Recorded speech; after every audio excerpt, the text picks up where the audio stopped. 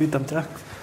Ďakujem. Sice ty ma vítaš, čau Lukáš, prišiel som k tebe do Spišskej.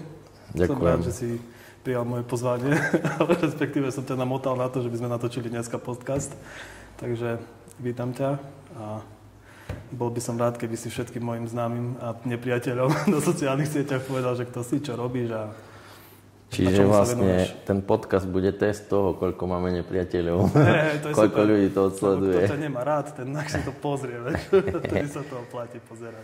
Hej, a ja ďakujem, že si ma pozval, že možno natočíme niečo zaujímavé. Že v podstate však poznáme sa možno aj 25 rokov, ešte z najväčšej reklamky. V okresnom meste? V okresnom meste. Ja som síce ju zažil iba z pohľadu rodinného príslušníka, lebo brácho tam robil, ty si v nej aj robil. To bolo niekedy pred rokom 2000. To bolo pred rokom 2000. Ja som prišiel po prerušení štúdia do najväčšej reklamky Spišskej, butikové reklamky, ja som to nazval minule v podcaste, že to bola jedna z najlepších agentúr široko ďaleko, lebo bola butiková, to znamená, že mala Orange, Globtel, Eurotel, predajňu počítačov, čo to predávali ústredne, a ešte reklamnú agentúru pridávala reklamné noviny a mala ešte výrobu reklamy. Čiže to bol taký brutálny hybrid, full-servisová reklamná agentúra v tom čase. To bolo... Ale ináč je to zaujímavé, lebo možno to práve odštartovalo tú našu marketingovú kariéru. No hej, lebo bolo to veľmi zaujímavé. Boli tam mladí ľudia, bol tam Mondo, boli tam Barbušťakovci, kto tam bol ešte, už aj nepamätám, devčata tam boli na Globteli, alebo čo to bolo vtedy. Hej, tak hlavne vo vedení bol nejaký vizionár, čo možno v tej dobe nie každý sa uberal tým smerom reklamy. Čiže ja som tam vtedy prvýkrát okúsil Corel. Grafiku som robil takú, jak dopravné značenie.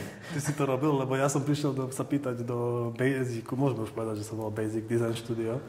A ja som sa prišiel pýtať do Basicu po prerušení štúdia a som nemal ani páru o počítačových programoch. Vedel som, že chcem robiť design, ale som povedal, dobre, keď budeš vedel s programom narábať, tak vyskúšame ťa.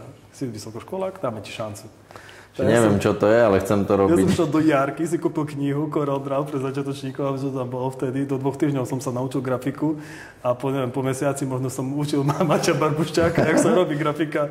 Lebo jedna vec je sa naučiť program a druhá vec je chcieť robiť toto, robiť s dizajnom a mať nejakú víziu. Tak ono, tie skills, že vieš ovládať program je jedna vec, ale keď nemáš trošku umelecké cítenie, tak v podstate sa trápiš aj, lebo však motáš a výsledok neprichádza.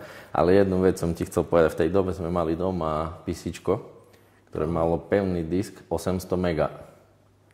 Hej, to bolo všetko. Čiže my sme robili grafiku, možno rok, bracho už podnikal, potom po roku 2000, alebo už 2000 možno.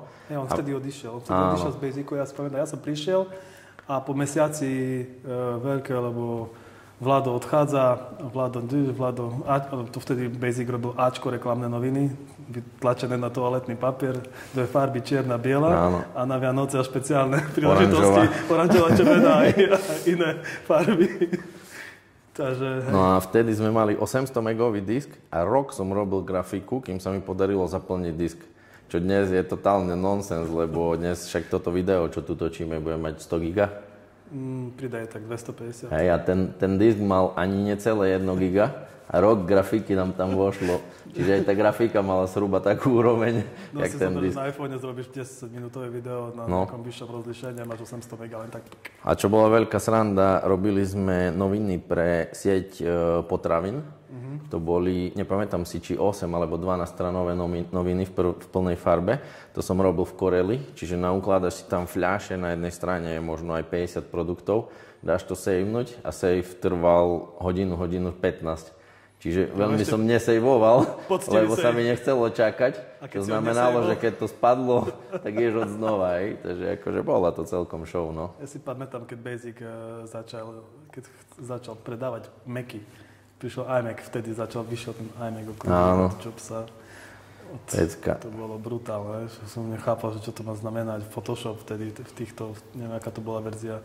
Ja som začal na Photoshop možno 5, na 5 mohla byť vtedy. Na 5. 7 už som mal Pro, 7 sme mali už v Kreatíve, už potom. A CS-ko, že tie ostatné už potom prechádzali tie krabicové verzie. Ale... Ja som v 2002 odišiel do Hamburgu, do reklamky a tam som robil na Photoshope 5. Tam sme mali komplet Apple, čiže G4, G3, neviem, či ešte doma nemám G3. To má váhu tak možno 25 kg. Ale to je poctivé železo. Toto. Jasné. A tam som mal v Nemecku, profi monitor, nespomínam si teraz značku, taká známa značka. EIZO? Hej, nie EIZO, ešte liga nad tým, obrovský monitor s krytmi, mal som lightbox, hej, že dávaš si na ňo proofy, proste tam to bolo zamerané na vyslovene, na kvalitu, úplne iná liga, jak tu u nás. No ale všetko už boli Apple, ja som to vtedy s Appleom nerobil. No a celkom taká zaujímavá príhoda, ty poznáš Slavča Šubu. Jasné, dneska som ho videl rád. On v tom čase, on v tom čase roznášal pizzu z Spiskej, ale on je brutálny talent a ja keď som začal robiť v Nemecku, tak som chcel ho trošku potiahnuť a on je dosť taký, že strašne rýchlo sa učí. Na mňa sa majiteľ pýtal, že nemáš ešte niekoho takého, čo vie robiť zhruba na takej úrovni, jak ty. A ja hovorím, že jasné, že mám, som bol rád, že takto pôjde so mnou, že tam nebudem sám. No tak po Vianociach, jak som prišiel domov, som zobral Slava so sebou, prišiel tam a prvú úlohu dostal Slavu, vtedy nevedel ani zapnúť počítač. Hej, čiže trošku sme to akože prepalili. No a zhruba som mu po ceste do Hamburgu za 14 hodín vysvetlil, že čo je, jak to asi funguje. Čiže vtedy sme robili freestyle, takže nám to nejak nevadilo. Prišli sme tam a starý mu dal prvú prácu, že tu máš kopec CD-čiek a zaraď to do archívu, zindexuj to. No, Slavo zobral CDčka, odišiel a asi po 2,5 hodine prišiel za mnou a hovorí: Otec, počúvaj, to jak sa tu otvára mechanika? Lebo na Macoch si nemal tlačítko, že otvoriť, ale cez jabko vieš, si vysúval mechaniku, takže Slavo 2,5 hodinky zisťoval, jak vysunúť mechaniku. Takže bola to celkom show. Ale potom v podstate šéf rozhodol, že bude sedieť za mnou asi 8-9 mesiacov a že sa bude čiste učiť. Takže dostal sa do toho brutálne a začal takisto šápať. Robili sme knihy veľké o Formule 1, robili sme časopisy Noise Blood, to je časopis také dačo, jak u nás Plus 7, čo je v PNS-kách a tak, čiže to sme všetko šapali. Sadzba, je? Áno, hlavne Sadzba. Ja som robil čiste farebné korektúry, čiže farebná úprava fotiek, a tak ďalej, všetko, čo okolo toho vlastne je. Slavo za tebou sedel, aj 8 mesiacov. Hej, on sedel za mnou, bolo to super, lebo vieš, popri tej robote sme tam užívali celkom dobre. Strašne veľa peňazí sme zarábali na tú dobu. Moja mamča tu vtedy mala nejakú výplatu, možno 5-6 tisíc korún a ja som mal v Nemecku 70, plus diety, plus ubytko, plus všetko, čiže to bolo také pozitívne, hej, celkom akože pekné časy. Tak aj teraz by si mal 70 000 korún. Hej, asi hej. Ale by si mal viac tejto konkurencie. Asi a to bol rok tak zhruba možno 2003, 2002, ja si pamätám, lebo 2002-2003 to vtedy bolo, ešte ja som to robil v nejakých reklamkách. Mal som svoju fázi, hej, v podstate po 2000, po prerušení štúdia som robil Basicu, po Basicu som vlastne išiel naspäť do školy. A v tom roku som aj skončil školu, lebo som si povedal, že to nemá zmysel. A potom som išiel tu do nejakých týchto výrob reklamných. A pamätám si, ty si prišiel vtedy a robil si v Nemecku. A potom v 2004 sme začali s kreatívom, s Páľom a s týmto, s Ferom a s Tomášom. A medzi tým to bolo také obdobie, že si pamätám, že si chodil do zahraničia a tvoj brat vtedy mal už tú reklamku Mondo trošku viac rozbehnutú. Ja som začal podnikať oficiálne v roku 2003, čo už je dnes 21 rokov, firmu som vtedy zakladal a vlastne to som ešte robil na živnosť pre tú nemeckú agentúru chvíľu z domu a potom vlastne sme začali so Slavom aj neskôr s tebou, aj s Páľom a tak robiť v marketingu tu na Slovensku, ale môj najväčší problém bol to, že ja som si v Nemecku zvykol na určitú kvalitu, respektíve bral som to ako štandard, hej, lebo tam tá kvalita bola na veľmi vysokej úrovni a tam keď si chcel spraviť nejakú grafiku, tak si robil nielen tú kreatívu, ale robil si farebné korektúry, robil si proof, čiže natlačok toho, jak to bude vyzerať v tlači, vo offsete, aby tie farby sedeli. Presne tak. Mal si strašne drahý hardware a nič z toho by nebol problém. Len keď si to chcel robiť, zožralo to veľa času. A tu na absolútne vtedy nikto nebol pripravený za to zaplatiť, hej. Ja. Čiže ja keby som povedal v tej dobe niekomu, že chcem za tú grafiku 500 korún, tak proste by mu urvalo dekel, hej. Čiže ja som išiel do kvality, ale bál som sa pýtať peniaze, lebo tie trhové ceny tu boli iné. Ja dokonca si pamätám, v tých časoch za grafiku sa ani neúčtovalo. To všetko sa skrývalo do ceny výroby, keď si pamätáš.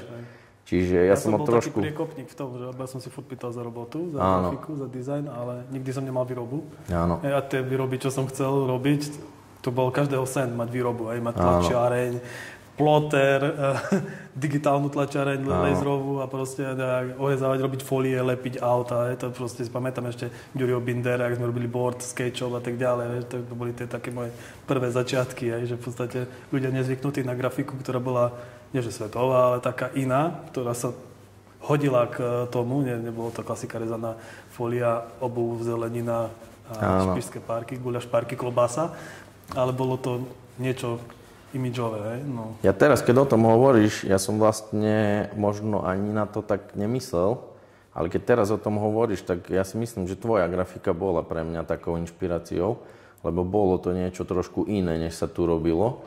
Slavo Krivaň robil inú grafiku, hej, on robil taký brutálny kreatív, on kreslil a tak. A ty si robil takú grafiku, že neúplne až do kreslenia, ale dobrú grafiku, proste vyváženú.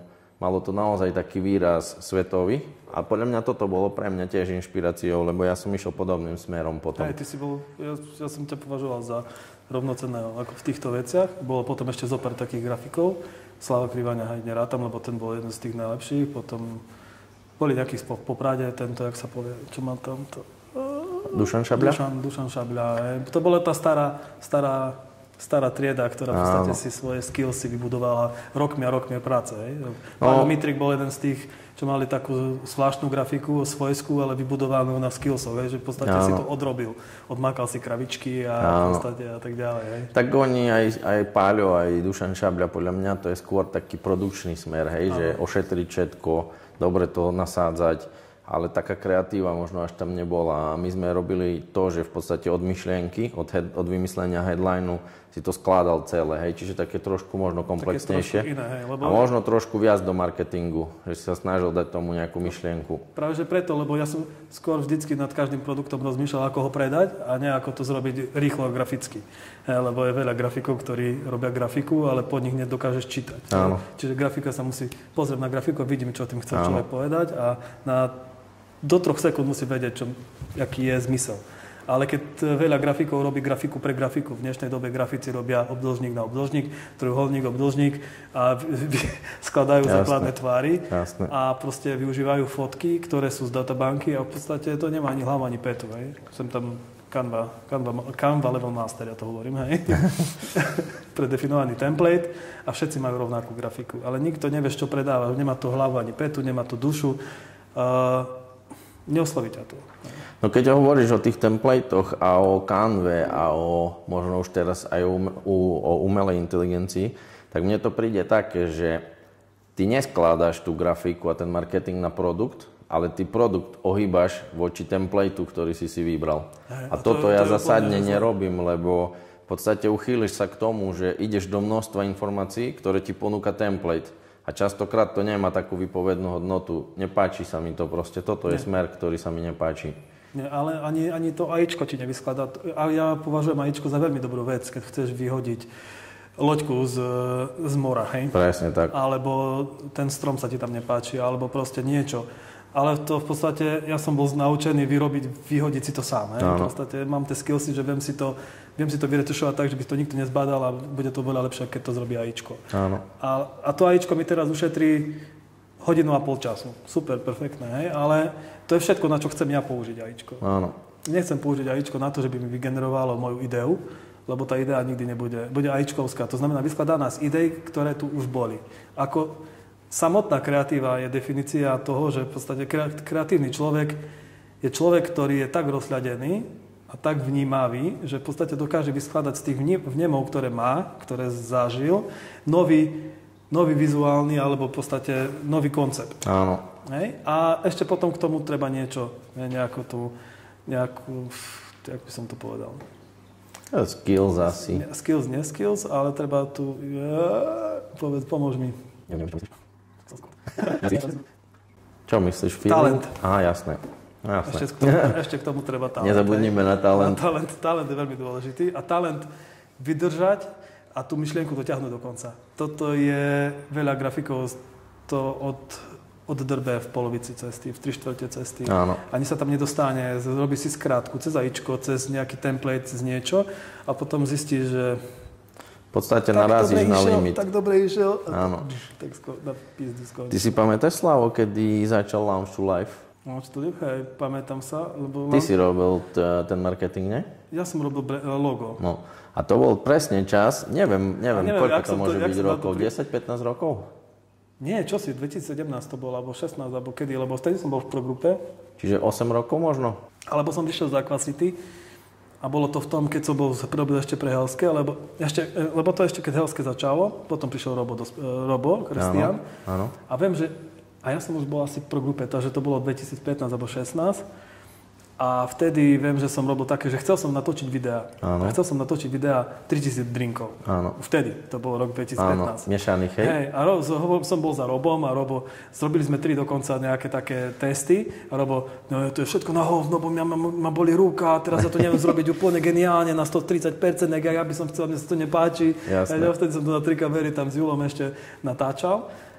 A vtedy sme tak začali rozprávať sa, ty si Kristián, ja som Kristián, proste benzínka, Kristián, tu všetci Kristiánovci, všetkoho byty, všetko rodina. No a to som chcel poukázať vlastne na to, že to bol rok možno 2018, jak hovoríš, alebo 17, a už vtedy to vyzeralo nadčasovo. Proste to si videl, že to není jak ostatné podniky, to logo a ten marketing, čo si urobil. Tam som vnímal, lebo to si mal pod nohami, hej, pod očami a tam to pekne bolo vidno, že to je koncept, vieš. Že proste to má nejakú myšlienku. Lebo som rozmýšľal, jak to chytiť úplne ináč, hej? Jak to nezobrať ako logo, hej? To L2L znamená, má viacero významov, aj graficky, aj opticky to vyzerá ináč, a ešte to vyzerá aj káva, aj drink, aj všetko, hej? A nechcel som to lebo napríklad, môj osobný názor je, že firma môže mať logo, ale počas svojej existencie to logo sa môže meniť na základe toho, ako ide trend. Hej? Čiže v podstate ja nie som zastanca jedného loga. Môže byť 6 druhov loga. Dôležité je, čo komunikuješ. Hej? Jasné. Čiže ty môžeš mať logo napísané aj Arialom, aj Times New Romanom, kým nemáš ten hlavný vizuál a ten celý koncept viditeľný z fleku, hej? Logo nie je dôležité, tá značka je dôležitá a tá filozofia, ktorá z toho ide. Čiže za to ja som si povedal, logo nie je dôležité, je veľmi dôležité, ale nie je vôbec dôležité. Hej? No, keď vravíš o tých logách a tak ja som zastanca toho názoru, že častokrát, keď dostaneš od firmy design manuál, tak ten ťa len brzdí. No, design manuál by mali zakázať. Hej, čiže ja som za to, že popísať nejaké štandardy, čo chceš tým logom povedať, ako by to vizuálne malo pôsobiť, možno ukázať, čo určite s ním nemáš robiť, to ešte áno, ale proste ohraničiť to tak, že ten človek s tým nevie hnúť doprava, doľava. Keď nie si glupý, tak s tým logom nespravíš toto, čo je napísané v design manuále. Presne tak. Čiže design manuál je úplne zbytočný. Je dobrý pre Telekom, ktorý má 156 z týchto svojich franchise, ale ani tak ale poviem ti perfektný príklad. Robili sme teraz Lightbox, veľký 3-metrový pre jednu obrovskú poisťovňu, nechcem menovať, lebo nerad by som ich urazil. A tam v design manuáli bolo jasne určené, koľko musí byť voľný priestor okolo loga, hej. Úplne v tom lightboxe to logo zaniklo. Je tam veľká biela plocha, nejakej farby, maličké logo. A keď teraz pôjdeš odo mňa preč a si všimneš tú fasádu, tak to logo medzi ostatnými úplne zaníka. Pritom tá voľnosť, keby sa to trošku zväčšilo, by nebol žiaden problém. Čiže pri tvorbe toho som ešte na vedenie poslal nejakú takú otázku, že OK, takto to má byť podľa manuálu, ale nechceme to jemne ohnúť, že trošku prekročiť tú... Nie, chceme to takto, vyzerá to úplne zle za mňa. Čiže ten design manuál častokrát ťa očeše, proste nepustí ťa. Design manuál dáva tieto pravomoci manažerom, ktorí sú vo firmách, ktorí nemajú nič spoločné s dizajnom. Áno. A to je ten najväčší problém. Lebo keby ten manažer bol profesionál, tak ti povie, že pre ňo je dôležité, že by bola tá firma viditeľná a že by to logo bolo dostatočne viditeľné a zbytočne tam bude dávať svetelnú reklamu, keď to logo nevidno. Keď to logo nesvieti. Hej, svetelná reklama je o tom, že to logo má svietiť.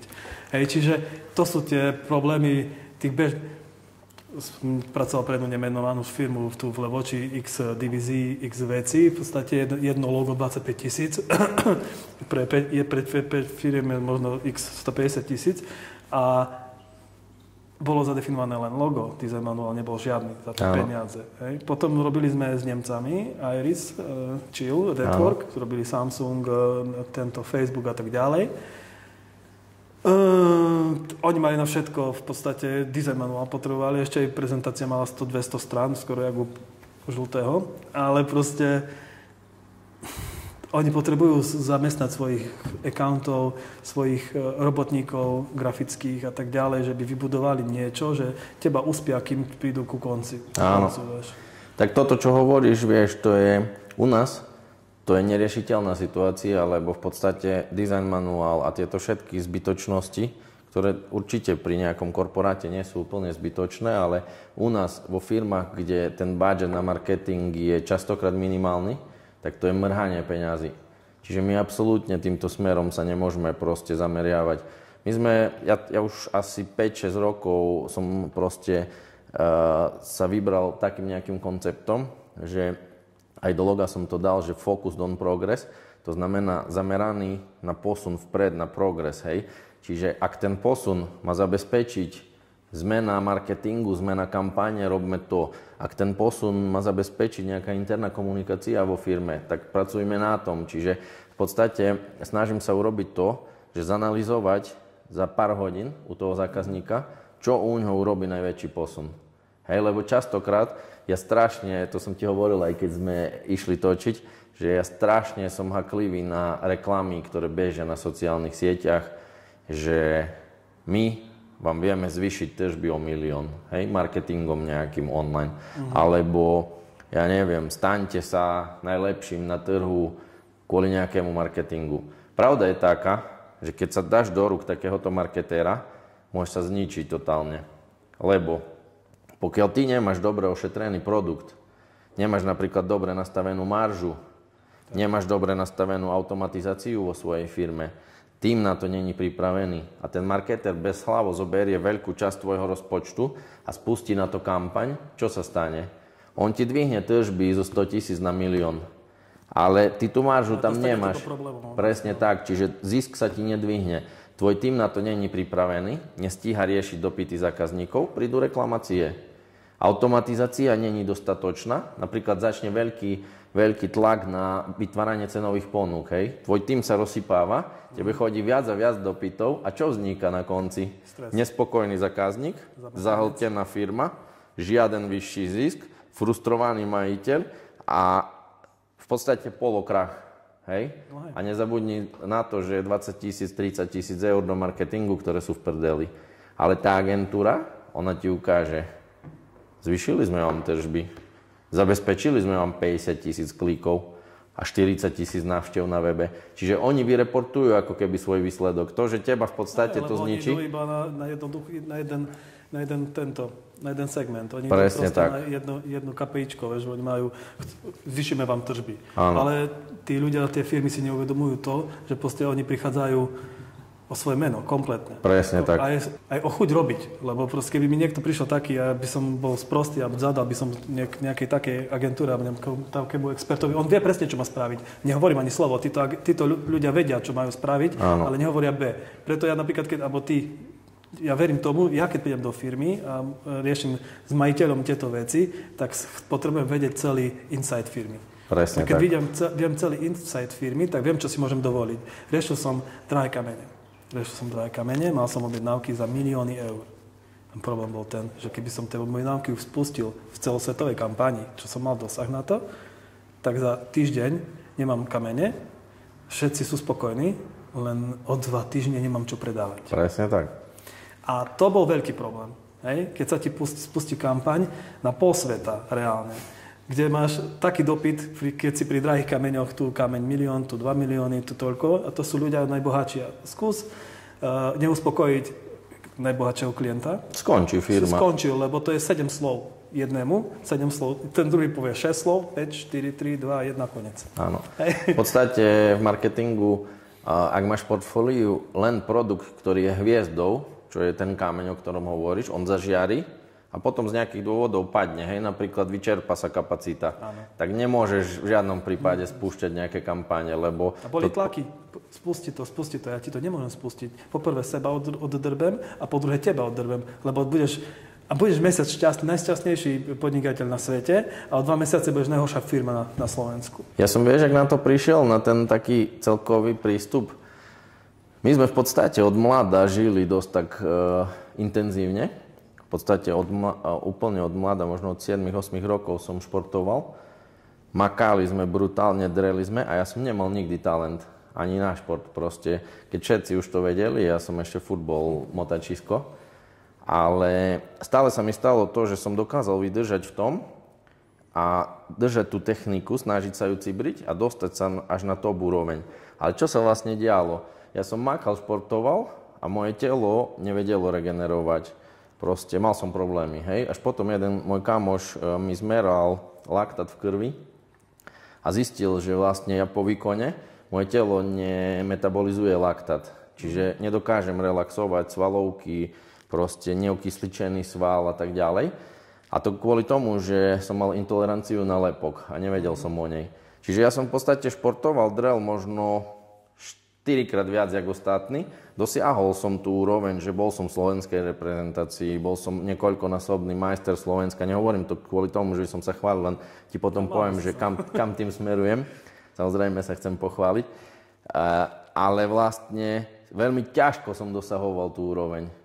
A to presne tak, lebo nikto mi nepovedal, že strava nejaká je dôležitá, že nejaký laktát tam môže byť. Potom prišiel tréner, Talian, Mirio Manini, čo nás zobral ako repre a tie postupy boli úplne iné. A ja som zrazu za 2 sezóny bol proste na svetovej úrovni. Na Európe som dokázal porážať proste Francúzov, Talianov, čo boli veľmoci vtedy v karate, hej. Čiže brutálne som videl, že keď to úsilie neznamená úspech, keď to robíš prosto. Začal som podnikať, po 10 rokoch šipka dole. Hej, prečo? Zas ten istý problém. Úsilie, makáčka, drina, ale bez hlavy. Čiže som začal premýšľať nad tým, že sa treba na to pozrieť inač. A teraz v podstate sa to snažíme v tom marketingu robiť tak, že prišiel som na to, že tá firma má niekoľko ako keby oblastí, ktoré musíš mať nastavené. Prvá oblasť je produkt, aby bol perfektný produkt, kvalitný, aby ľuďom sa ten produkt páčil, aby bola nastavená maržovosť. Bezpečná, ktorú vieš merať. Tým, aby bol poriešený, to znamená, keď potrebuješ robiť support, musíš mať ľudí, ktorí sú milí a robiť support. Keď potrebuješ robiť výrobu, musíš mať spoľahlivú výrobu a tak ďalej. Nechcem to úplne rozvíjať. Líder vo firme, aby bol nastavený, lebo keď nie je nastavený líder, koľkokrát ti zákazník povedal, že počúvaj Slavo, ja hľadám obchodníka a ja ho neviem nájsť, tých ľudí niet. Koľkokrát si to zažil? Non-stop. Nie sú ľudia. A ja som prišiel na to, lebo spolupracujem dlhé roky s Radekom Ševčíkom, on je top mental coach. Tu v okolí proste robí svetové veci. No a bavíme sa na tú tému a on mi stále hovoril, že pokiaľ líder nie je nastavený, on nepritiahne ačkových ľudí. Ano. Pokiaľ nie je správny marketing, že tá firma nekomunikuje niečo a nestáva sa autoritou, ačkový človek nepríde ku tebe na výberové konanie. Ja. A keď aj príde ačkový človek a vycíti, že ty nemáš jasno v postupoch, že tá firma nemá systém, on nepôjde k tebe robiť. Dokonca sa nám stalo, že zákazník bol na začiatku, hľadal obchodníka a ponúkal mu 1500 €. Tá žena prišla na výberové konanie, prišla na to, že tá firma proste nemá systém, išla robiť do Tatrabanky za 950. Si zober, aký to je paradox. A prečo? Sa bála, že to nebude mať zmysel. Presne tak. Nevidela svetlo na konci tunela, to je ten problém. Čiže my sme začali vlastne robiť to, že rozanalizujeme, čo je zákazníkov kľúčový problém v tejto chvíli a s čím je najjednoduchšie začať, čo je vlastne také úzke miesto vo firme. V prvom rade čekneme marže, hej, ak sú OK, ak nie, nastavíme ich a začneme komunikovať tú cenu, prečo sa napríklad zvyšuje. V ďalšom momente začneš nastavovať toho lídra, začneš komunikovať. Firma chce napríklad hľada zamestnanca, ale v živote nikdy nepublikovala, aká je u nich práca, aké sú pracovné podmienky, aká je vízia tej firmy. prečo ty by si mal ísť robiť do nejakej XY firmy, keď netušíš, aká je jej vízia? Nemáš kvôli čomu, lebo nevieš, nepoznáš. Hej. Nikto ju nevidel. Hej. Čiže darí sa nám za posledné 3-4 roky týmto spôsobom brutálny progres robiť napríklad v obratoch. Máme jedného zákazníka, kde sme išli za 2,5 roka 580% zvýšenie obratu, ale pri dodržaní marži a pri dodržaní spokojnosti zákazníka sledujeme KPIčka, hej, čiže marža musí ostať zachovaná, percento reklamácií nesmie stúpať, dokonca snažíme sa, aby klesalo a záťaž nad tým nesmie stúpať, hej, čiže nech to má nejaký zmysel. Máme zákazníka, čo išiel teraz za 2 roky z 800 obratu na 3,2 milióna. Čiže fantastický systém, som normálne nadšený z toho a už len čakám, kedy sa mi to podarí aplikovať u seba. Ty budeš mať čas, no tak to je také. Tak vieš, obuvníkov syn chodí bosý. Aj obuvník väčšinou, ja to poznám, mám toto isté u seba, lebo máme veľa práce a robíme pre ostatných a v podstate sa snažíme im tým ostatným ľuďom pomáhať. Ale asi mali by sme to ukázať aj im na našich, byť príkladom. Jednoznačne, Slávo, ja som o tom presvedčený a veľmi sa mi páči, že si začal točiť napríklad aj podcast, lebo aj to je seba prezentácia. Aj tam človek má možnosť navnímať tvoje myšlienky, jak robíš. Keby si videl moje prvé 2 časti, ktoré tam sú niekde skryté, nepublikované, mám, že neverejné, nepublikované. A čo sa tam udialo? Nič, som si to pozrel, som to ešte aj strihol, som si to, nie že vychutnal, som si to odsral, že som si to strihol na 3 kamery klasika. Som si povedal, nikdy viac, hej, je to super, len ty, keď sa neuvidíš na prvýkrát, ani na druhýkrát a neuvidíš progres, tak nemá to žiadny zmysel. Čiže, no ale čo, ste sa zamotali v myšlienke? Ja som alebo? sám so sebou. Ja som si povedal, že a sám si to robil, hej? Ja natáčam videá 15 rokov, natočil som tisíce videí, ja bežne do týždňa vypublikujem 20 videí. To asi nikto nevie, ale ani nikto, ja sa tým ani nechválim, lebo nemám lebo obuvník chodí bosý. Áno. Ale ja to robím pre všelijakých klientov. Hej. Ja keď natáčam video, natočím 10 videí. Ale dôležité sú pre mňa videá alebo obsah, ktorý má zmysel pre klienta. Hej. Ja nevyrábam video pre video. Krásne video na pesničku. Hej. Proste v roky 6 rokov alebo 10 rokov dozadu, keď bola frajerina vôbec vyrobiť video, hej? Áno. Momentálne všetci ešte. A to je dnešná doba, hej? TikToky a všetky ostatné veci. Ľudia vyrábajú a kopírujú obsah a techniky, ktoré sú použité na plne iné blbosti a snažia sa s tým spraviť nejaký obsah, ktorý bude relevantný pre ich firmu. Ale ten obsah je relevantný pre swipera, hej? Alebo pre niekoho, ale nie je vôbec pre tú firmu použiteľný. No to je presne ináč dobrú tému si začal, lebo ja mám trošku problém s klientmi v tom, že pokiaľ nás klient už pozná dlhšie, tí, o ktorých som hovoril, že majú taký nárast obratu, tak tam nemám absolútne problém. Oni nás nechajú robiť to, čo robíme, bez toho, že by nám veľa do toho vstupovali. Ale máme nových klientov, kde robíme napríklad 3-4 mesiace a ten proces má nejakú roadmapu, to znamená začínaš, kde úplne necítiť výsledky, ale musíš prejsť určitými krokmi, aby to bolo OK. Pripraviť, nájsť, zohnať všetky materiály, vypýtať si toto, čo oni nevedia, čo ti majú dať, hej? Lebo firma, s ktorou pracuješ a ktorá ti dá zadanie, to je level 6, hej? A level 1 je firma, chceli by sme mať väčší obrat, ale nevedia čo, ako sa k tomu dostať, hej? Čiže ty ich musíš previesť celým systémom. No a teraz začneme robiť niečo systematické, ale oni ešte necítia, vieš, ten výsledok, ten progres, není to ešte v tom píku, proste je to také, robí sa také podhubie, báza, ktorú musíš mať na to, aby si mohol začať robiť ten boost. No a zákazník, už teraz fungujeme tak, že máme na WhatsAppe skupinky, tam sú zákazníci a ľudia od zákazníka z týmu a komunikujeme ako keby v skupine. No a často, skoro stále sa mi stáva, že zákazník mi pošle pozri toho marketéra, zaujímavé video, hej. A tam marketer, ktorý hovorí, za 4 mesiace vám vybudujem publikum, 10 000 followerov a toľko lajkov a toľko pozretí. Dobre? Každý dokáže. Začal som robiť testy. Hovorím tomu atribučné experimenty. To znamená, potrebujem tomu zákazníkovi ukázať, že 10 000 followerov, ktorí nemajú potenciál na kúpu jeho produktu, je nám na figu. Zbytočný. Nám stačí 1000 followerov alebo 100, alebo a všetkých s potenciálom. Hej, lebo zober si teraz jednu vec, že predstavme si situáciu, že predávaš klobásy, mäso a podobné veci, hej? Katalóg tvojich produktov, keď si ho chceš u mňa kúpiť, by stal 1 euro. A ty máš len 20 eur budget na marketing. Čiže kúpiš si u mňa 20 katalógov. A teraz, jak s nimi naložíš? Sú dve možnosti. Buď vybehneš teraz vonku a každého, koho stretneš, dáš mu do ruky katalóg. Čiže dáš ho žene s kočíkom, dáš ho cyklistovi, dáš ho, ja neviem, kto pôjde okolo, proste hocikomu, hej? To celé urobíš za pár minút a si rád, lebo si spustil nejakú kampaň. Alebo druhá možnosť, porozmýšľaš, lebo máš len 20 katalógov, porozmýšľaš, komu by si mohol dať ten katalóg do ruky. Dáš ho do ruky veganovi? Dáš ho do ruky človeku? Jednoznačne. Hej? Čiže dáš ho do ruky človeku, ktorý je mäso raz do týždňa? Nedáš. Proste dáš ho do ruky ľuďom, ideálne možno ešte B2B partnerovi, hej, niekomu, kto má reštiku. Hej. Čiže namixuješ v podstate tých 20 katalógov, dáš nejakej cieľovej skupine s rozumom. No ale ja keď sa opýtam zákazníka na začiatku, a kto je váš ideálny zákazník? Všetci. My máme produkt pre všetkých. Náš produkt si kúpi aj 18-ročný človek, aj 70-ročný človek. No v poriadku, len potom si pripravte 1 000 000 na kampaň, lebo jak chceš osloviť všetkých?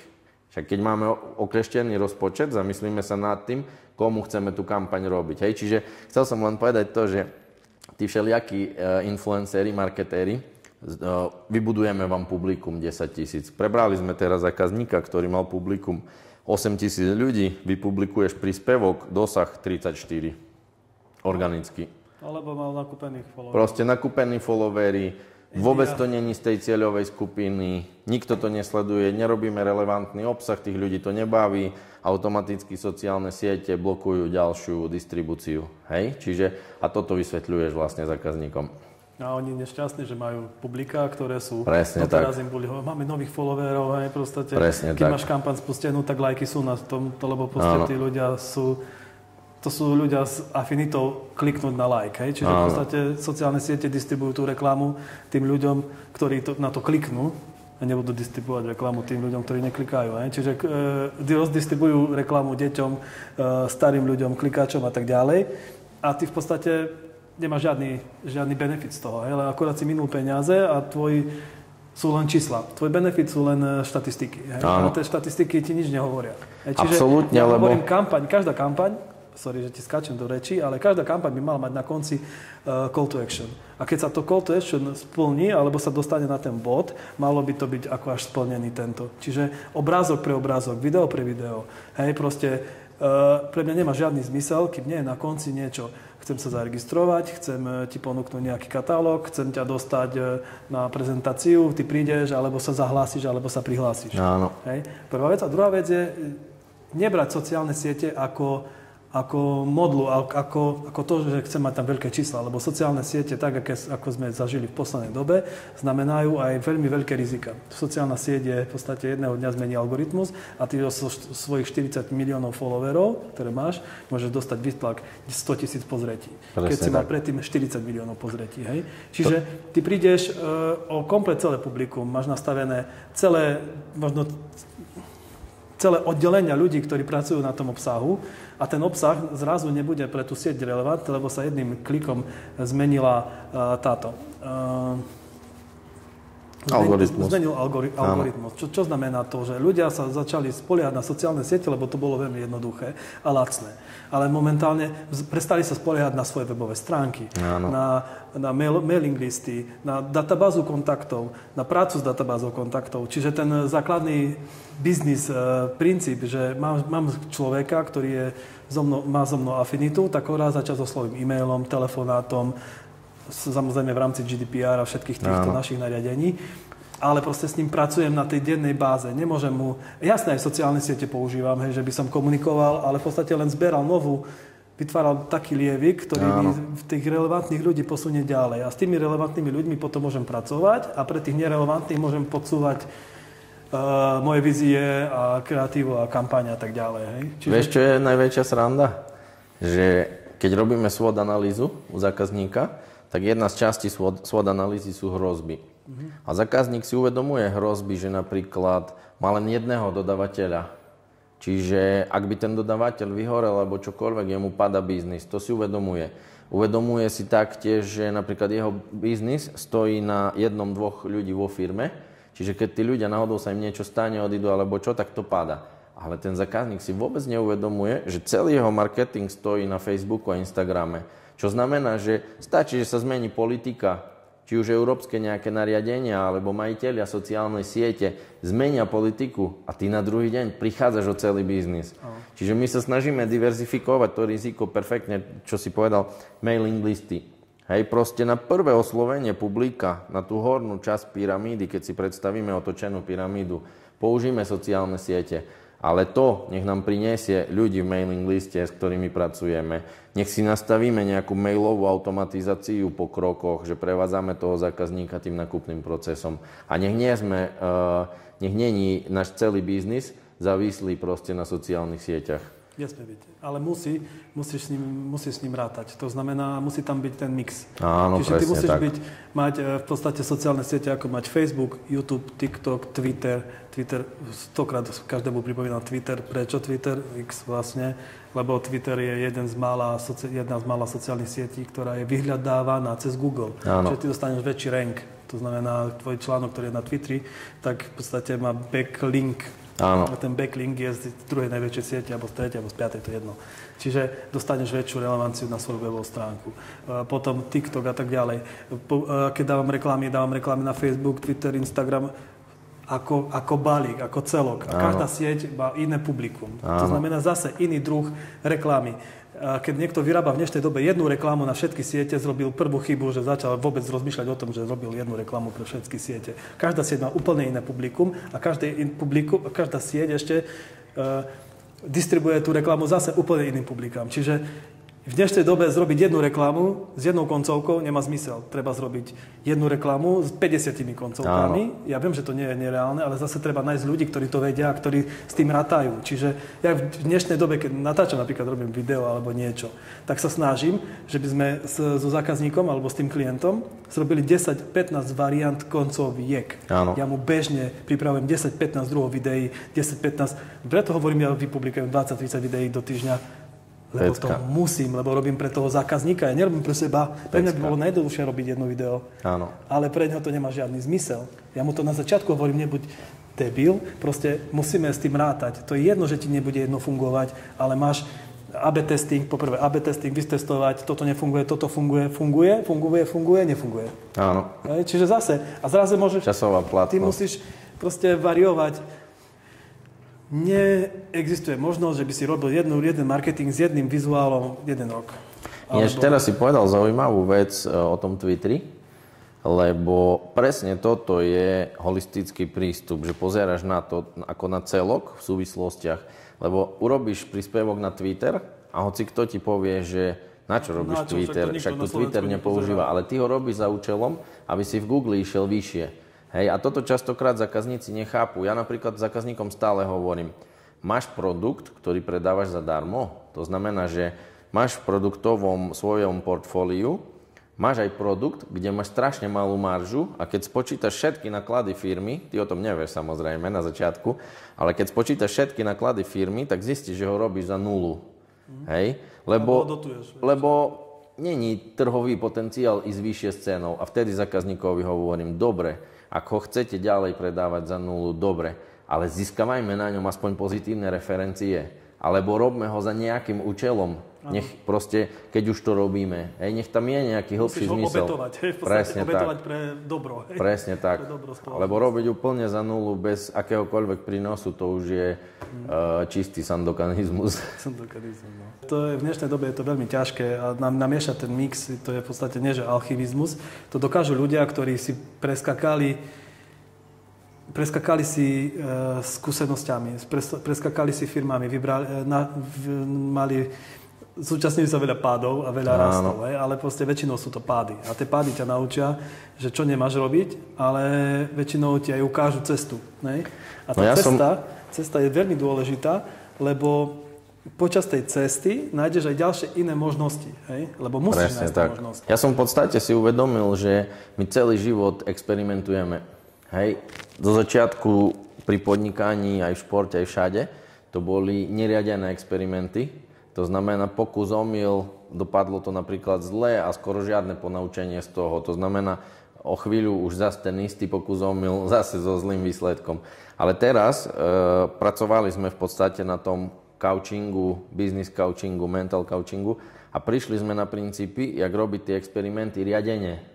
To znamená za účelom zistenia reakcie trhu a následne využitie potenciálu alebo proste zatratenie tej ktorej veci, ktorá nevyšla, hej. Čiže normálne atribučný experiment s maličkým budžetom, keď to zafunguje, bum, posilní sa to. Čiže zaujímavé, lebo tam je vlastne ten rozdiel, že keď robíš experiment bez metodiky, tak vlastne len míňaš prachy. Ale keď robíš experiment s jasnou metodikou a s jasným cieľom, tak ťa to môže posunúť úplne inde. No jednoznačne, lebo keď máš cieľ, tak mal by si ho aspoň dosiahnuť, alebo sa priblížiť, hej? Čiže v podstate to je základ. Jaký máš názor na to, že či robiť v marketingu 4 veľké firmy a ponoriť sa do nich, alebo robiť 30 menších, rôznych a ten klient, dajme tomu, nech sa aj mení častejšie a podobne? Ja mám názor taký, že nedokážeš zrobiť dobrý marketing pre firmu, ktorú poznáš len povrchne. Čiže mal by si byť v nej čo najviac a nedokážeš byť v 30 firmách čo najviac, alebo potom potrebuješ mať 30 super špecialistov, ktorí budú na tvoje klony a to tiež neexistuje. Vieš. Čiže ty dokážeš zrobiť 3-4 firmy, dobre, ale tam sú tie limity tvoje, časové, finančné a tak ďalej. Čiže v podstate ťa to zlomí. Som prišiel na jednu zaujímavú vec. Ja sa snažím mať stabilných väčších klientov, ale stále sa nájde niekto zo známych, z blízkych, alebo kto ťa spozná cez niekoho, že chce niečo urobiť, ale je to maličký klient. Hej, klient, ktorý je buď jednoosobová firma, živnostník, alebo nejaká maličká prevádzka o 2 ľuďoch a chce urobiť také viac menej základné veci. Ja som taký, že častokrát neviem povedať nie, vôbec ja mám to isté. V tej chvíli sa nezamyslím. Ja za dosť pomáham. Pustím sa do toho a výsledok je okamžite zlý. Nemám čas odpovedať tomu klientovi na maily vtedy, kedy on chce. Tie malé veci odkladám, lebo venujem sa tým strategickejším a výsledok je taký, že ten klient je nespokojný. Čiže preto sa pýtam, že či ty si našiel systém, jak obslúžiť takých malých? Nie, vieš čo, ja som našiel systém ten, že sa snažím nerobiť pre nikoho, pre koho nechcem robiť. To znamená, nechcem to tak povedať, nesnažím sa robiť zo svojej firmy a zo svojich biznisov agentúru. Áno. Nie, to nemá žiadny zmysel. Buď s tým človekom, s tým majiteľom tej firmy komunikujem ako rovný s rovným a ideme v podstate, rozberáme rizika, rozberáme výhry, hej? Čiže v podstate ideme win-win. Vyhrám, prehrám. Proste, ale idem s ním do otvorených týchto debat, lebo pre mňa je dôležité, že by ten človek mal proste na konci nejaký zisk, lebo z toho zisku dostanem ja svoj podiel. Áno.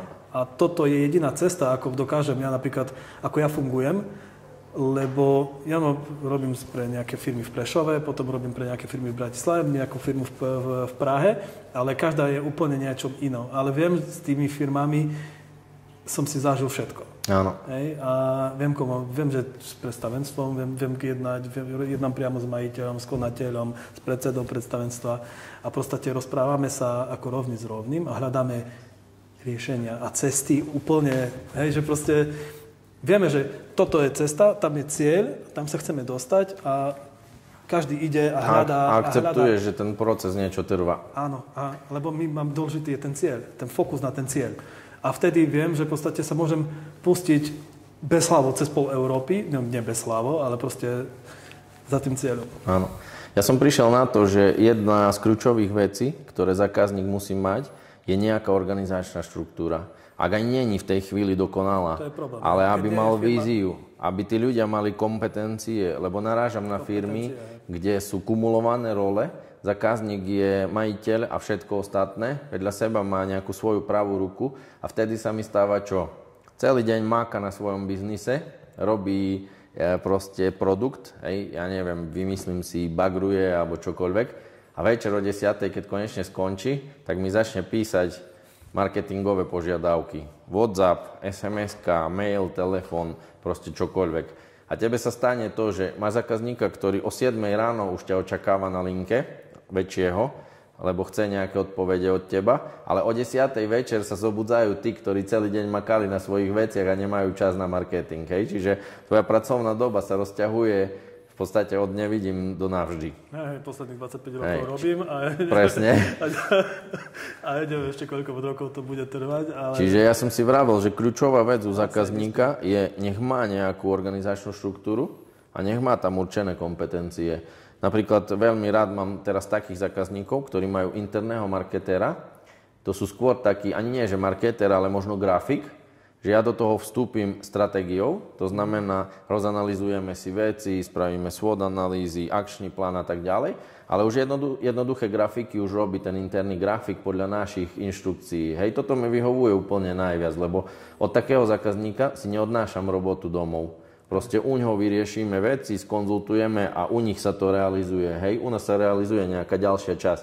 Ale najhorší je taký zákazník, ktorý chce úplne všetko, proste od najmenšej veci až po stratégiu. Toto je potom také náročné trocha. Ja sa snažím robiť ja hovorím, že robím stratégiu, lebo ja v podstate rozvíjam tú firmu. Hej? A nerobím marketing, alebo v podstate vymýšľam produkty. Hej. Čiže to nie je už marketing, tu už marketing je aj produkt, aj všetko, všetko v jednom. Toto je náš dobrý point. So všetkým. Lebo keď potrebujem vymysleť produkt, tak mňa nezaujíma. Ja poznám celú firmu. Hej. Takých ľudí je zopár, ktorí si dovolia a neboja sa výzvy. Hej. Čiže ja viem, že ty si jeden z mála takých ľudí a ja som jeden z mála a nepoznám veľa takých ľudí, ako som ja. Hej, že prídem do firmy, pozriem sa, robil som pre pár firm, ktoré sme zrobili úplne iné veci, ale nebojím sa, lebo tá výzva, tá cesta je pre mňa ešte viac benefitov prináša, ako keby som v podstate išiel, klasika, poďme robiť marketing pre predaj produktov, neviem čoho, oblečenia alebo čohokoľvek, tak viem presne, čo mám ísť a napríklad toto ma vôbec nebaví. Áno. Hej. Ja úplne... Viem pomôcť, viem zadefinovať kroky, viem to všetko zrobiť, viem natočiť videa, viem zrobiť grafiky, viem to odfotiť, proste komplet. Hej, by som mohol robiť takú firmu, ale daj mi mesiac a poviem, nechcem už robiť, hej, lebo proste... Lenže Slavo, ono to je také, že urobiť to vieš, ale ústraž efektivitu v takej firme, hej, kde robíš aj video, aj výrobu, aj tlačovinu, aj...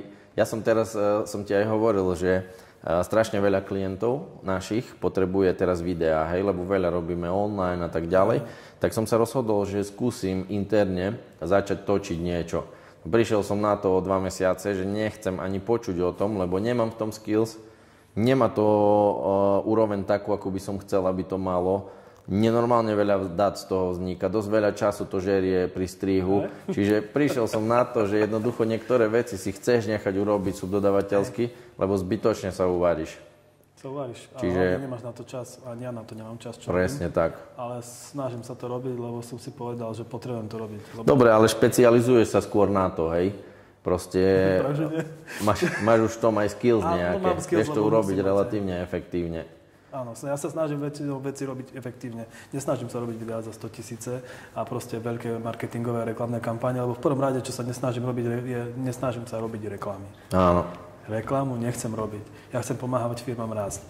A v podstate im nepomôže reklama, lebo oni nie sú v telke. Presne a keby tak. chceli ísť do telky, tak v podstate si objednám reklamný čas nejakej firmy, zaplatím si im, dám 10% z budžetu a v podstate či mi to Hitchhiker natočí, alebo ktokoľvek iný, vieš. Tak... Teraz si povedal zaujímavú vec, že pomáhať firmám rásť. Presne to je o tom. Hej, pomôcť im dosiahnuť ten svoj cieľ. Ja napríklad mám zákazníkov, ktorých najväčším cieľom je mať čas. To znamená, on si ma zavolá, že chce robiť marketing, povie mi, ja okamžite sa pýtam na ciele, hej. A ciele je, chceme väčšie tržby a predávať viac. A teraz prechádzame nejakou debatou pár hodinovou a prídeme na to, že cieľ toho majiteľa je o 12. už nebyť vo firme. Vo firme žiadna automatizácia. Čiže ja, ak by som nešiel do hĺbky a neanalyzoval to, čo mi hovorí a spravil by som to, čo odo mňa na začiatku chce, čiže chce predávať viac, tak on by v tej roboty v živote neodišiel. Hej, lebo zrutil by sa mu tým, proste prišiel by nenormálny nával na ich kapacitu a tak ďalej, tak ďalej. Čiže je naozaj dôležité prísť na to, čo tá firma chce a pomôcť jej sa tam dostať z bodu A do bodu B. Hlavne ten majiteľ. Ani nie tá firma. Presne tak. Ten majiteľ musí byť spokojný. Ešte jednu vec som ti chcel povedať, keď sme sa bavili o tých influenceroch, ma to napadlo, len mi to ušlo potom. Jeden môj zákazník má veľkého influencera, veľmi známeho, nechcem ale menovať, a mali sme s ním nejaký rozhovor, pušťali sme to vonku a perfektný príklad toho, že jak vlastne marketing nefunguje, hej. Urobili sme videjko, pustili sme to von, ten nám to prezdieľal, za 2 týždne sme dosiahli okolo 340 000 hliadnutí a v tej chvíli ja som stopol všetky ostatné kampane, lebo chcel som ukázať, koľko bude nákupov. Tipni si, koľko nákupov z toho bolo. Produkt stojí 10 €. 10. 0? Alebo minimálne množstvo. Čiže hneď som proste sa snažil poukázať na to aj tomu zákazníkovi, lebo nemá skúsenosti s takými vecami, že dobre, super, hej, bolo to videné, strašne veľa reakcií, neviem, či 600-700 komentárov nebolo pod tým, hrba lajkov, akože brutálny viral a 0 nákupov. Hej, a teraz... Lebo to je taký buzz, to je v podstate presne článok tak. v novinách, každý si ho prečíta, alebo jak v podstate ako billboard. Každý ho vidí, každý okolo prejde, každý ho registruje, ale nikto ho nebere vážne. Presne tak. Čiže, no ale vlastne aj to bolo pre nás fajn, lebo nestalo to skoro nič a trošku sme... To je super, že si ukázal zákazníkovi to, že čo sa deje počas toho, že keď si v hype, lebo tí influenceri ťa dokážu dostať do takého hypu, že Plačková ma zdieľala, alebo niekto. No, ale najviac ma ruší to, že tebe, keď sa takto šíri príspevok, tak ty si doma hovoríš, fasa. Ale nesleduješ čísla, tie čísla nestúpajú. Čiže taká falošná nádej, vieš, že super ide to. Falošná nádej v sociálnych sietí je tá, si fotograf, fotíš, krásne fotky, a pozdieľajú ťa sociálne siete, ty si Slovakia, ty si Hajtatras, neviem, aký matras, fatras. Hej, proste všetci majú 60 000 lajkov, 1500 x lajkov, ale ty v živote neodfotíš fotku za peniaze. Áno. Kvôli tým si im zrobil neskutočnú službu, že oni zdieľali tvoju fotku, oni zdieľali teba ako fotografa a ty máš toho prd. Hej? Možno, že viac lajkov na sociálnych sieťach, ale aj to, kým prejdú cez ten funnel, vieš, posratý, kým prejdú k tebe, to sú tí, ktorí už vedia, a to sú fotografi, ktorí na teba kliknú, ale nikto iný na teba neklikne. To znamená, že sa môžeš posrať, vieš, proste influencer nikdy z teba nespraví hviezdu, musíš sa stať ty influencerom. Presne tak. Hej, alebo trendsetterom. Hej. To vždycky som hovoril, že buď nastavíš trend ty a všetci budú po tebe opakovať, klobúk dole vtedy, hej, alebo v podstate musíš ukázať všetkým, že si expert v tejto oblasti. A to je týmto posratou prácou. To prácou s tými ľuďmi, vysvetľovaním im, ukazovaním im. A to s videom pre video nezrobíš. S grafikou pre grafiku nezrobíš. Hej. Proste dovidenia, to je ťažká práca, publikovanie každý deň a zberanie po jednom lajku, po 10 lajkoch, po 10 pozretiach, lebo to pozrú len tí, ktorí to chcú vidieť. A keď to vidia, pozrú si aj ďalšie video. Presne tak. A to sú tie malé čísla. Tie malé čísla sú dôležitejšie. Tie mikroinfluenceri a tie malé kanály, ktoré proste pracujú na niečom, tak v podstate majú podľa mňa oveľa... To sú, jak by som to povedal... Tak je to potenciálne publika, potenciálne kanály, lebo ten všetok zvyšok, to je balast. To je proste ten mediálny smog. To je jedno také malé zrnko v tom, ale toto také najdôležitejšie. To semeno, vieš, že kde je všetko, čo tam má byť. Semeno. Je to tak. Čiže v podstate taká najväčšia myšlienka asi posledných rokov je to, že skutočne robiť veci efektívne, nech to vyzerá dobre, ale hlavne nech to prináša ten posun k cieľu. A nebáť sa skúšať. Ešte jednu vec, je, že v podstate nemusíš sa báť, že zrobíš niečo zlé. Lebo aj keď robíš niečo zlé, tak v tom zlom treba vidieť niečo pozitívne, že vieš, čo nemáš robiť. Hej? Čiže nebáť sa povedať to na sociálne siete. Ja vždycky hovorím zákazníkom a ľuďom, ktorí chcú zrobiť, chcel by som, Slavo, počúvať, potreboval by som zrobiť sociálne siete. Čo by si potreboval zrobiť? Ja viem, čo ty robíš, ale jak chceš robiť sociálne siete? Vieš, tak ja potrebujem nejaké príspevky, o čom a ja. Tak ja neviem, však ty vieš. Ja neviem, čo ty vieš, to je tvoja firma. Hej? Čiže ja vždycky hovorím týmto ľuďom, vieš čo, základný je prvá vec, Canva level amatér, to znamená zaplať si Canvu, vyskúšaj si zrobiť nejaké príspevky, metódou pokus omyl zistíš, že čo nechceš robiť a čo nevieš robiť. Hej? Alebo čo funguje a čo pokračuje ďalej. Keď budeš mať túto skúsenosť, môžeš pokračovať do levelu 2. To sú tí takí začiatočníci. Hej? Že v podstate zrobíš si nejakú stratégiu alebo nejaký publikačný plán a začneš publikovať. A teraz zase zistíš, čo funguje a čo nefunguje. A po čase, po tej nejakej dobe zistíš, čo chceš vlastne odo mňa. Lebo ty prídeš za mnou, že chceš kampaň na celosvetovú kampaň, jak si nedávno hovoril, za milióny. A v podstate nevieš, či to vôbec vládneš, či to chceš robiť, jak to chceš robiť a čo je tvojim výsledkom. Ani produkt nemáš poriadne, máš perfektný produkt, ale nemáš zadefinovaný, nemáš cieľové skupiny. Proste, no ináč, keď o tom hovoríš... Keď si nezrobíš svoju prácu, tak nevolaj mňa, lebo ty musíš vedieť, že čo má zmysel pre tvoju firmu. Nemôžeš, ty ako začínajúci človek začneš vyrábať madrace, a nemôžeš povieš, zajtra vyrábam madráce, pôjdeš, zabezpečíš si výrobu, dizajn, kokotinu, všetko budeš mať hotové, hej? A teraz, Slavo, si perfektný marketer, ty budeš robiť pre mňa. Nie, nikdy v živote. Hej, proste, kým ty si nepredáš prvý madrac, 10. madrac, 150. madrac, nemôžeš chcieť marketéra, ktorý by mal robiť za teba tvoju robotu. Áno. Alebo ten marketer to nevie. Alebo ten marketer bude preplacaný a ten povie, potrebujem agentúru, a tá agentúra povie, potrebujem taký budget a v podstate buď máš veľa peňazí a začneš firmu vo veľkom, vyjde do les, alebo neviem čo, potom skončíš ako ide do les, lebo prídeš s veľkou víziou, tak budeš rásť, lebo taký si mal rozpočet a tak budeš padať, lebo proste nezvládol si to. Chápem, čo chceš povedať. Ja som zažil niečo podobné. Bol som so zákazníkom na jednom evente Forbesu, kde sme mali možnosť odprezentovať nejaký nápad a tých prezentátorov alebo firiem, ktoré prišli s nápadom, bolo možno 30.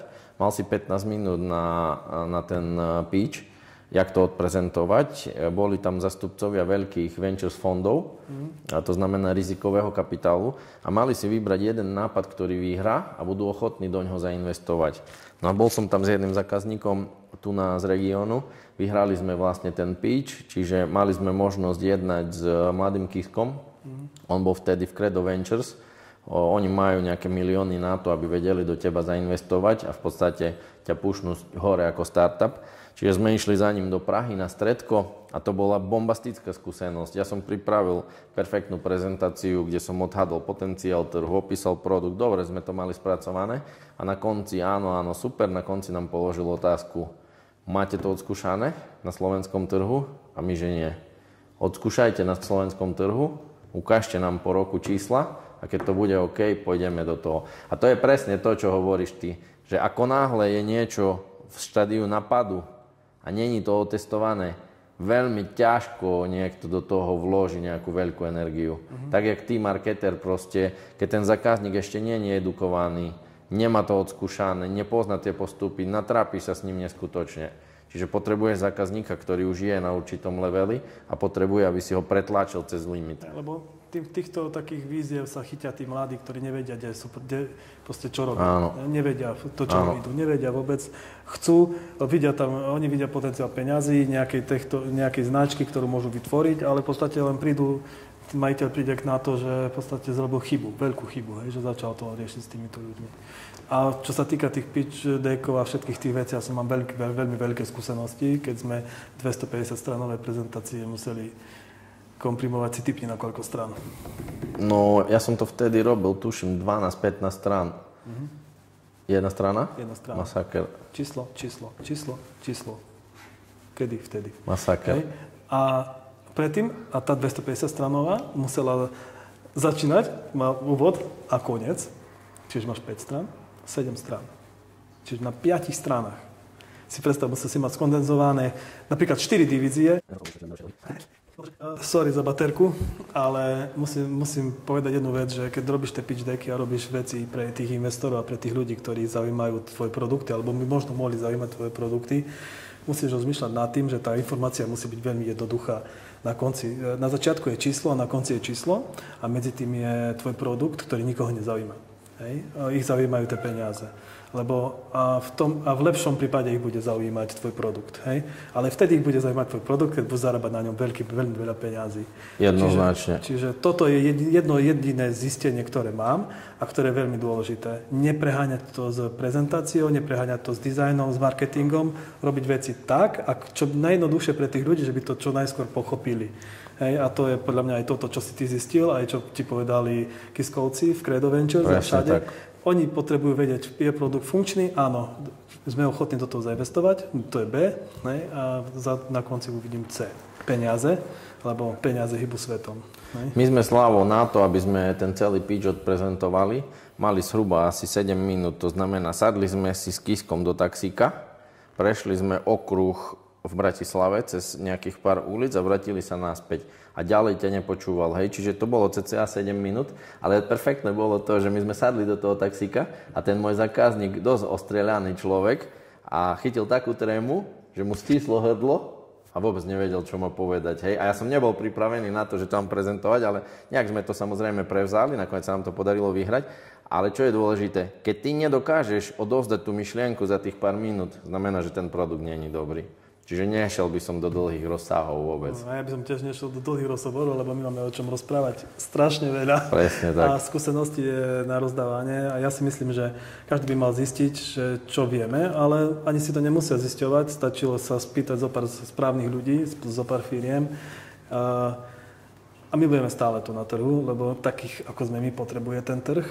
A ja som veľmi rád, že som mohol s tebou rozprávať. Na budúce si dáme ešte jednu session a porozprávame o týchto veciach možno trošku viac do detailov. Kľudne, môžeme určiť nejakú konkrétnu tému. Lebo moja chyba, že dneska som nebol pripravený, ale mali sme niečo úplne iné na dneska robiť. Tak ale možno budeme zase skúsenejší. Budeme skúsenosti, ale skúsený som, lebo som donesol namiesto jednej kamery, 3 kamery, namiesto jedného statívu a stabilizátora som doniesol 3, ale zase som si zabudol kopec vecí, ktoré bežne si prihodím do...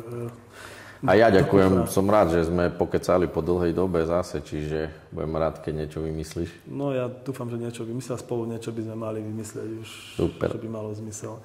Čiže všetkým mojim hejterom a všetkým Lukášovým hejterom odkazujem, že nie je dôležité robiť veľa, ale robiť efektívne.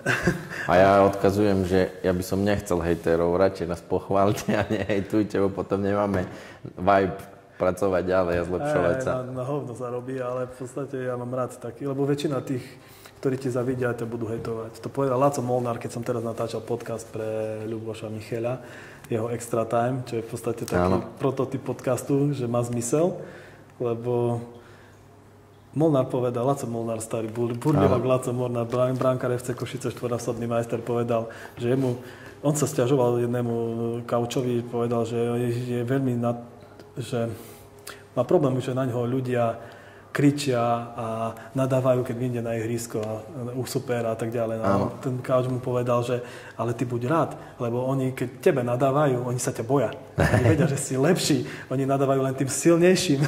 A je však samozrejme, že kritika ťa ženie vpred. Oni obraňujú svojich, čo znamená svoju nevedomosť obraňujú. Čiže všetci hejteri, ktorí budú hejtovať tento kanál a naše slova, len budú obraňovať svoju neschopnosť. Super, dobrý záver. Čiže ja by som ešte jednu vec chcel, keby si mohol položiť otázku nejakomu ďalšiemu. Predchádzajúca otázka bola od Igora, že čo by si zrobil, keby si mal neobmedzený rozpočet, alebo neobmedzený budget, alebo... Myslíš celkovo, alebo v marketingu? Tak všeobecne na všetko, čo chceš. Čo by som spravil? Zvláštnu vec by som spravil.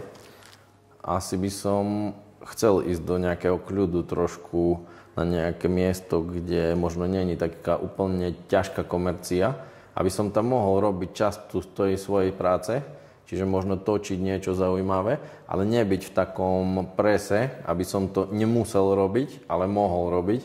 A hlavne, aby som mohol trošku viac žiť ten život mimo roboty, čiže menej za počítačom a možno trošku viac do prírody a tak, aby to nebol som závislý proste na peniazoch, ale mohol trošku zvoľniť. Ale určite by som nechcel prísť o tú robotu, ktorú robíme, lebo je brutálne zaujímavá a je strašne jedinečná, stále iná. Čiže chcel by som to nejak tak sklbiť trošku, že ostať pri tej práci. Science fiction, hej? A ešte daj takú otázku pre ďalšieho hostia. Otázku pre ďalšieho hostia? A nevieme zatiaľ, kto to bude. Nie. Ako všeobecno. Ja na ňu zabudnem možno. Čiže moja otázka, ktorú dávam všetkým klientom, čo je jedna kľúčová vec, ktorá ti pomôže dostať sa do svojho cieľa alebo splniť svoj plán. Len jedna jediná vec, ktorá dokáže spraviť tú zmenu. Super. Ja som veľmi rád, že som mohol s tebou zrobiť rozhovor. Podobne. Dúfam, že sa vidíme čoskoro a pošelajte lajky, odoberajte tento kanál.